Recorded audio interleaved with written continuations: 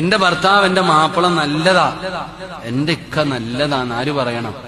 ഭാര്യ പറയണം. അൽഹംദുലില്ലാ, അള്ളാഹു അങ്ങനെ ആക്കി തരുമാറാകട്ടെ. അള്ളാഹു നമ്മുടെ ജീവിതത്തിൽ ബർക്കത്ത് ചെയ്യുമാറാകട്ടെ. അള്ളാഹു നമ്മുടെ കുടുംബ ജീവിതത്തിൽ ബർക്കത്ത് ചെയ്യുമാറാകട്ടെ. അള്ളാഹു സ്വർഗത്തിലും നമ്മളെ ജോഡികളാക്കി തരുമാറാകട്ടെ. ആകണ്ടേ ദുനിയാവിലെ ഭാര്യയെ സ്വർഗത്തിലും ഭാര്യയായിട്ട് വേണമെന്ന് ആഗ്രഹമുള്ള ഭർത്താക്കന്മാരൊക്കെ ഒന്ന് കൈപൊക്കിക്കേ. സ്റ്റേജിലിരിക്കണവരൊക്കെ പൊക്കിക്കോ.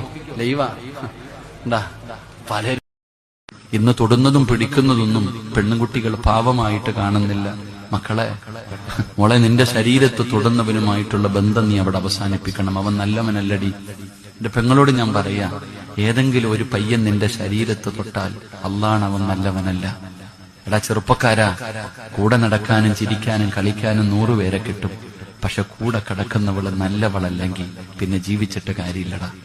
എടാ, ഒരു നല്ല പെണ്ണ് ഒരിക്കലും കല്യാണം കഴിക്കുന്നതിന് മുമ്പ് എത്ര അടുപ്പമാണെങ്കിലും നിന്റെ ശരീരത്ത് തൊടത്തില്ല. അള്ളാഹു ഈമാൻ തരുമാറാകട്ടെ. തൊട്ടാ എന്ത് ചെയ്തേക്കണം? വിട്ടേക്കണം. അല്ലാഹ് നിങ്ങൾക്കറിയോ, വലാ തഖറബു സിന ഇന്നഹു കാന ഫാഹിഷ വസാഅ സബീല. അല്ലാഹ് പറയാ, വ്യഭിചാരത്തിലേക്ക് നിങ്ങൾ അടുക്കുന്ന കാര്യം പോലും ചെയ്യരുത്. അത് വളരെ വൃത്തികെട്ട ഒരു കാര്യമാണ്. വസാഅ സബീല.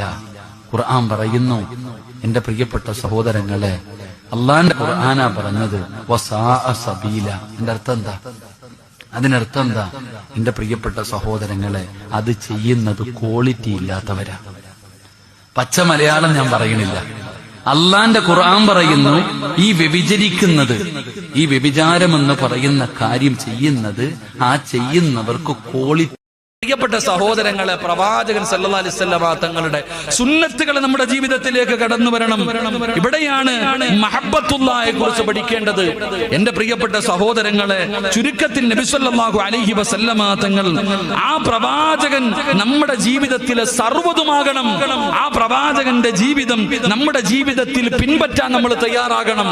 ആ റസൂലുള്ളാഹി സ്വല്ലല്ലാഹു അലൈഹി വസല്ലം തങ്ങൾ നമ്മുടെ ജീവിതത്തിലേക്ക് കടന്നു വരുമ്പോൾ മാത്രമേ നമുക്ക് അല്ലാഹുവിന്റെ തൃപ്തിയും പൊരുത്തവും കരസ്ഥമാക്കാൻ